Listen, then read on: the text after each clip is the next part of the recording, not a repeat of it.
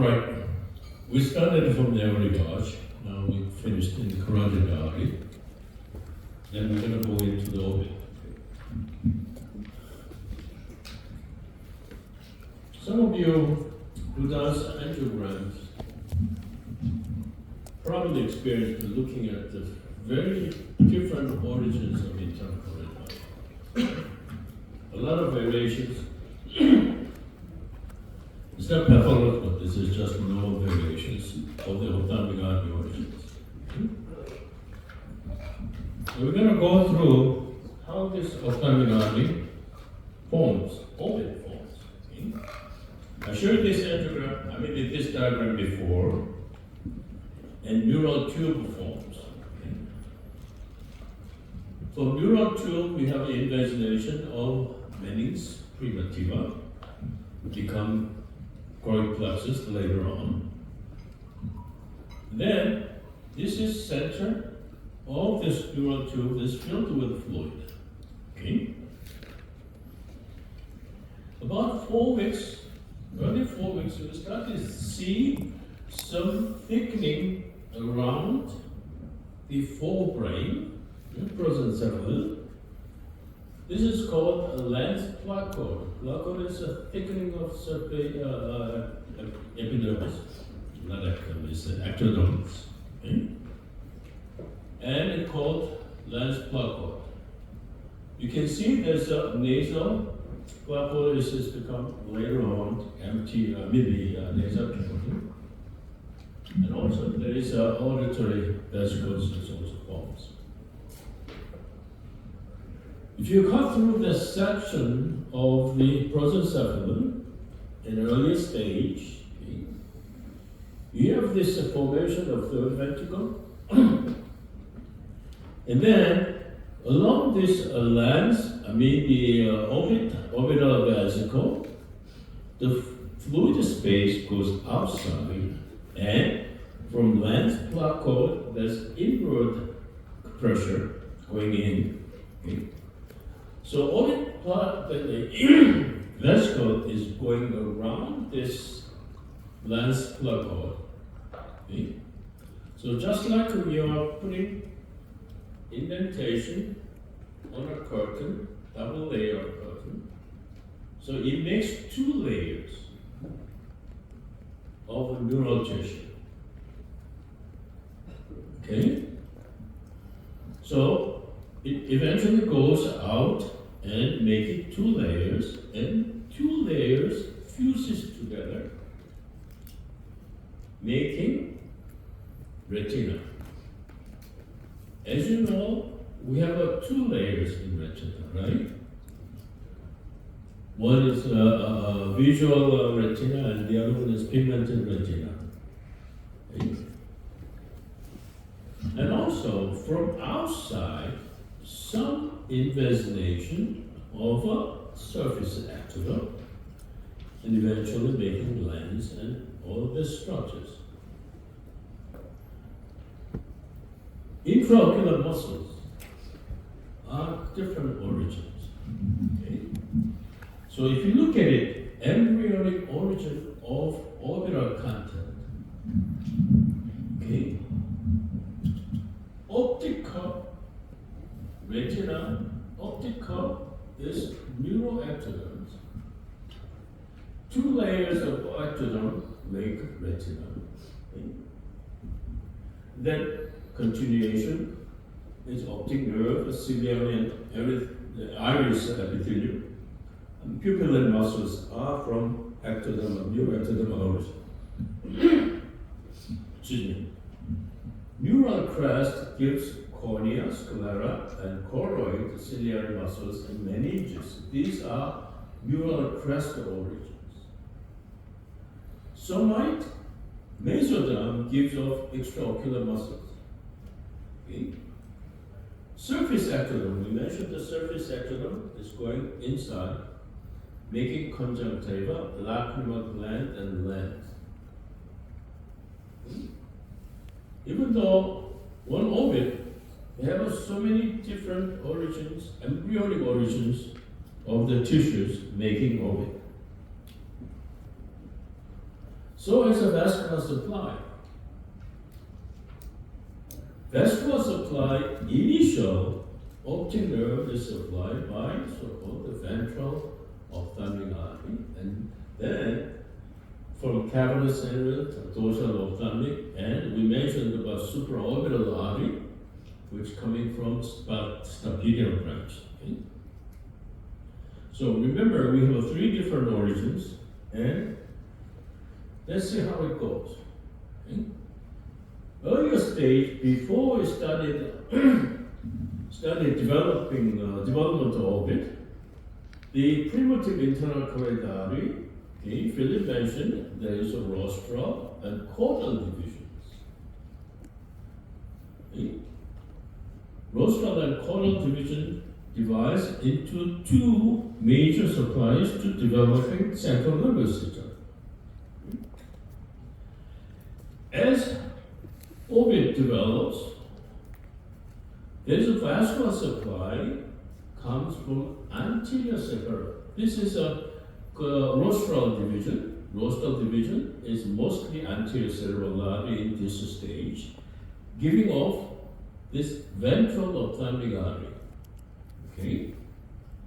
And later on, about 7 weeks, there's another branch coming off a cavernous segment of this internal carotid artery.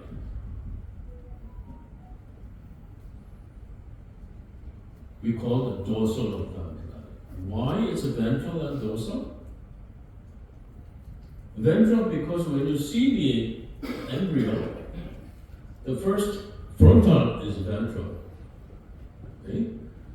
Because it says first, that's why I call it ventral, and dorsal is a later. You see the later is the dorsal. Okay? In addition, you can see this is a Paget's diagram which is looking at overhead. Okay? The first development of the ventral ophthalmic artery coming down. Okay? Dorsal ophthalmic artery is coming from the cavernous segment internal carotid artery. Third vessel, which is branch of the stapedial artery going through superior optic fissure and reaching the orbit. Okay? As ventral and dorsal ophthalmic artery existing, the process going on to make it ophthalmic artery is the ventral ophthalmic artery reaches down, follows optic nerve. Okay, it follows optic nerve and getting closer to the internal carotid artery, in this annexation of ventral ophthalmic artery to the internal carotid artery occurs. Once this annexation occurs, the flow will go to internal carotid artery to integrate to ophthalmic artery. This is not going to be necessary anymore. So this is going to be regressed. So primitive ophthalmic artery is originating right paraclinar, the supraclinar segment of the internal carotid artery, going through optic canal with optic nerve. Meanwhile, dorsal ophthalmic artery, which coming from cavernous segment of internal carotid artery, goes through superior optic fissure and reaching the orbit. Okay? The other process going on is between the branches of ventral ophthalmic artery and branches of dorsal ophthalmic artery, anastomosis around optic nerve. Around the optic nerve, they make it pre-anastomosis. Once this anastomosis occurs, dorsal ophthalmic artery branch regresses. And then this dorsal ophthalmic artery remnant become inferolateral trunk.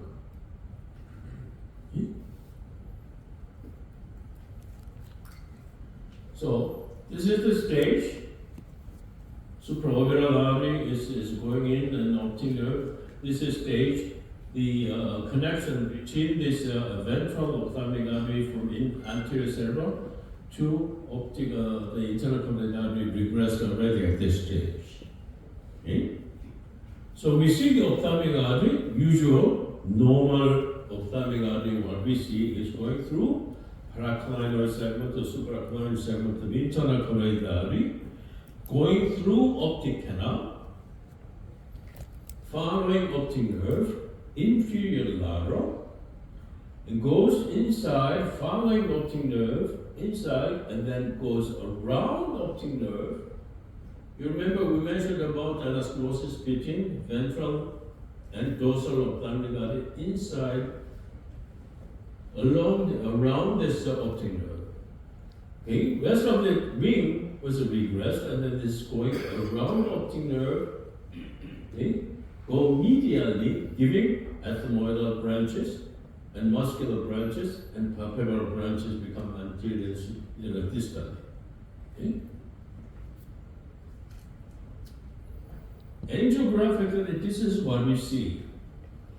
Internal ophthalmic artery coming from internal carotid artery, going through the optic canal, goes around from lateral to medially, and distally, ethmoidal branches and palpebral branches going on.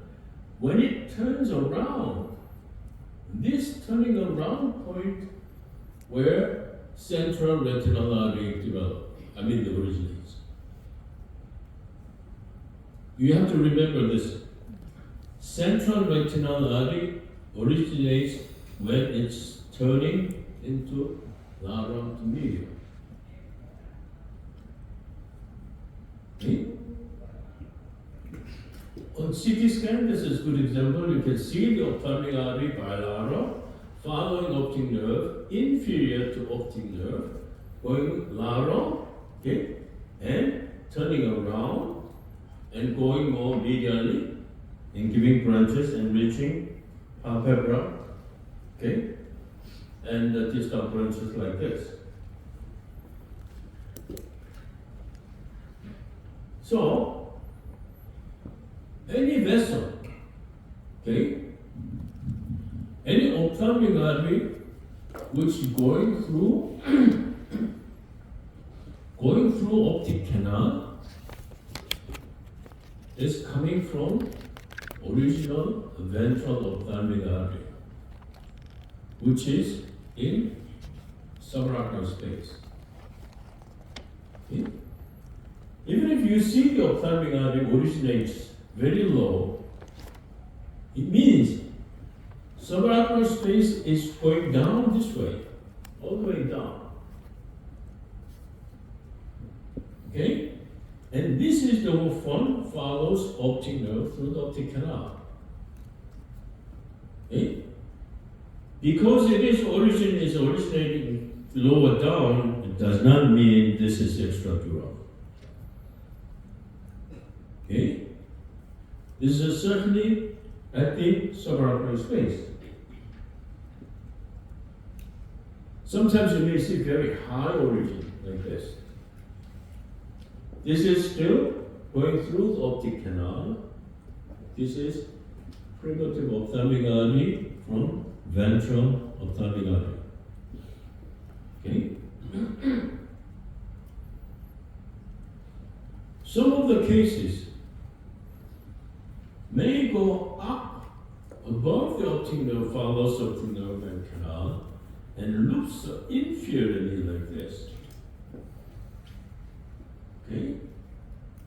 Because when ring formed, one segment is regressed instead of the other one. Right? So it can go around above the optic nerve. This is not complete ring, but almost complete ring. Okay? Remaining almost complete ring around the optic nerve.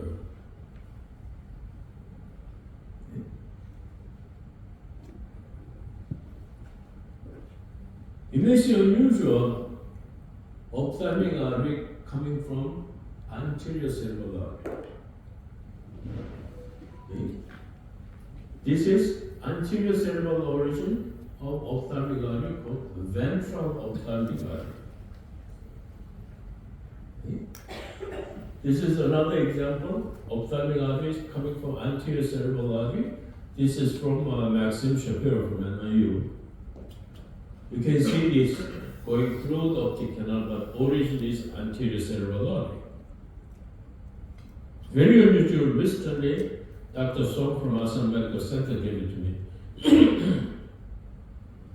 Bilateral ventral ophthalmic artery.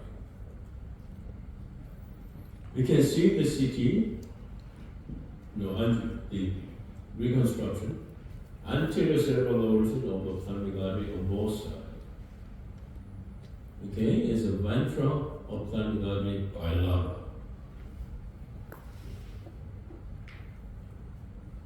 Some of the cases I mentioned, some may not, stay as alive, it may regress. Some of this as ventral ophthalmic comes. A1 segment, okay, A1 segment was rostral segment of the internal carotid. Then A1 segment regresses early. Ventral ophthalmic artery can continue as A1 segment and anterior cerebral arteries. Okay. Those ones, in that case, A1 segment regresses. The A1 segment, which is originating from attachment from the ventral ophthalmic artery, going upward like this, it goes below the optic nerve.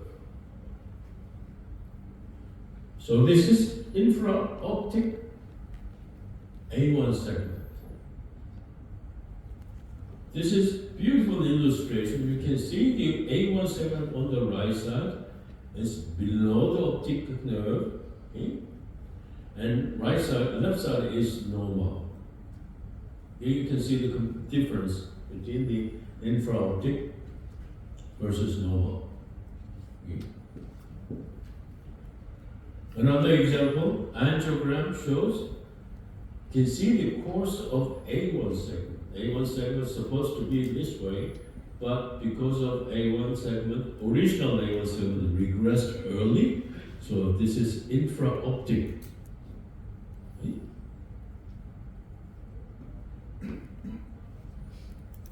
We mentioned sometimes ventral ophthalmic artery regresses.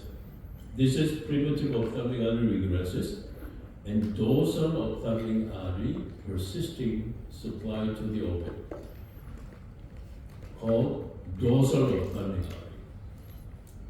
Dorsal ophthalmic artery, which is originating from cavernous segment of the internal carotid artery, goes through superior optic fissure. Normal ophthalmic artery goes through optic canal. Dorsal ophthalmic artery goes through superior optic fissure. Okay? This again, showing 3D movie shows origin of this dorsal ophthalmic artery. Another dorsal ophthalmic artery going through cavernous segment, superior optic fissure, and reaching the orbit. Okay? This is a 3D, you can see course of ophthalmic artery going through the superior optic fissure. Okay? Movie was not great, but jerky, but illustrates superior optic fissure entrance to the ophthalmic artery. Look this. The origin is almost close to the cavernous segment. But where does it go through? I put an arrow. This is not going through the superior optic fissure. This is going through optic canal, even though it is quite low origin, but this is going from primitive ophthalmic, ventral, primitive ophthalmic, and normal ophthalmic artery. Even though origin is quite low. Okay? Don't be confused.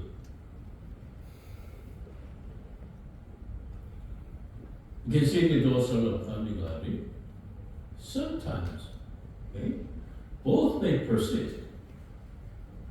This is ophthalmic artery going through the optic canal, and this is dorsal ophthalmic going there.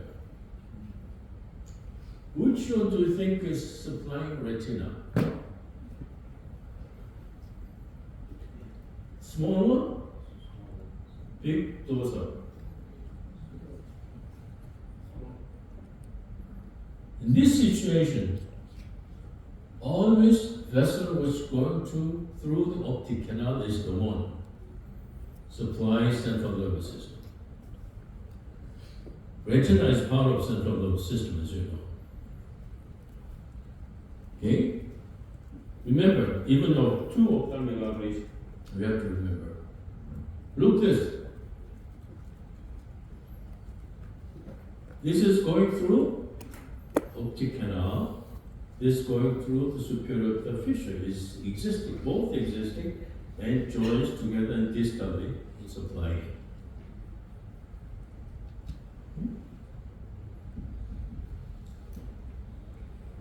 This one, you don't have ophthalmic artery from the internal carotid artery. Neither ventral nor dorsal.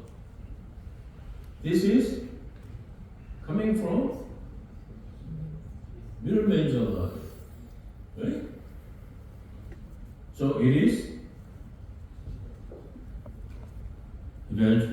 part of supraorbital system of the stapedial artery. Okay? Middle meningeal artery to ophthalmic, and this is the one. Okay, this going this way. This is regressed both. Okay? This is actually bilateral. Both sides of ophthalmic artery is coming from middle meningeal artery. Okay? This is, we discussed just before. What is this? No internal carotid artery. Portion of the internal carotid artery cavernous segment is reconstituted through accessory meningeal artery going into the orbit. This segment, what segment? Well, we'll talk about it. No internal carotid artery. This segment 5, 6, 7, 6. Right? 6 segment agencies. Okay, this is another one. Interestingly, there is agent no internal carotid artery. Ophthalmic artery, this is going through optic canal. Okay? And there is additional ophthalmic artery going through the superior optic fissure. Okay? And this is lacunar branch as well. Okay?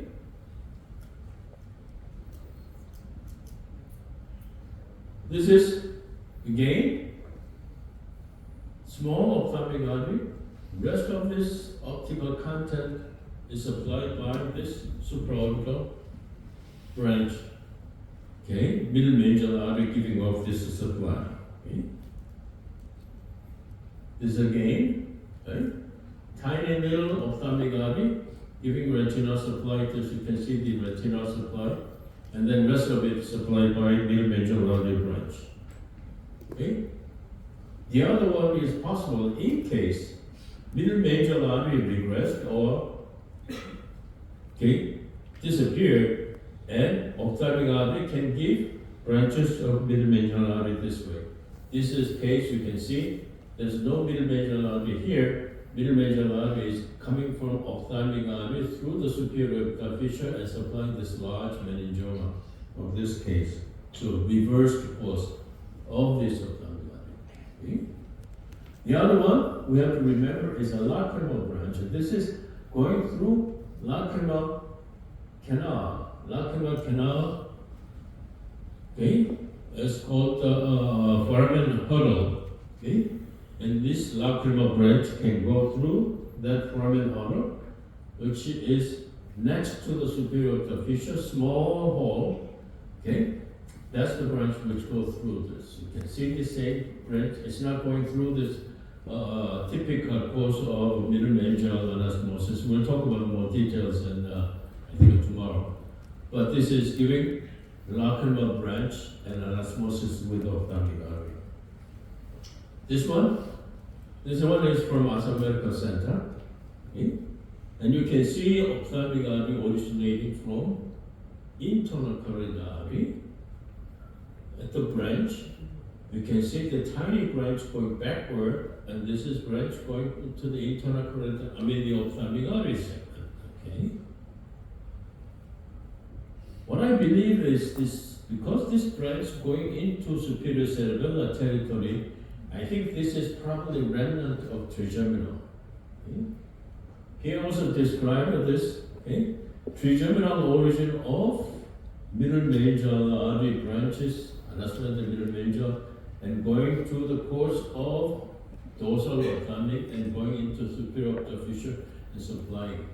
Okay, so it is trigeminal meningeal remnant of the course of the ophthalmic. Okay, right. This is to explain why it's not the highest criteria. This is again ophthalmic artery. Where it's coming from? Basilar artery. Basilar artery is giving off ophthalmic artery this way. It's a similar arrangement of going through trigeminal artery and going through the ophthalmic artery in this territory. Look,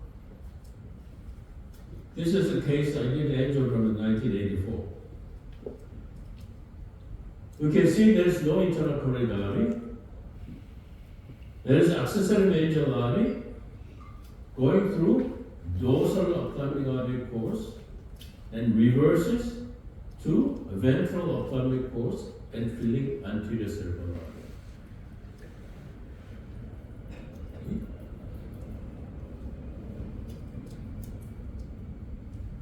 This I showed you before. Okay? You can see the agenesis of both the internal carotid arteries. And on the right side, you can see reconstitution of dorsal ophthalmic artery course and going around optic and reaches here. Okay? This is what we call this primitive ophthalmic artery, not true ventral ophthalmic artery, because there is a reconstitution coming from primitive maxillary artery reaching there. You can see the junction is below this reconstitution, just above the reconstitution. That's why I thought it's primitive ophthalmic artery, not true. So we saw the ophthalmic artery, a lot of different origins, the different vascular origins, okay? And therefore, there's a lot of connections, anastomosis, we'll talk about tomorrow, okay? Any questions?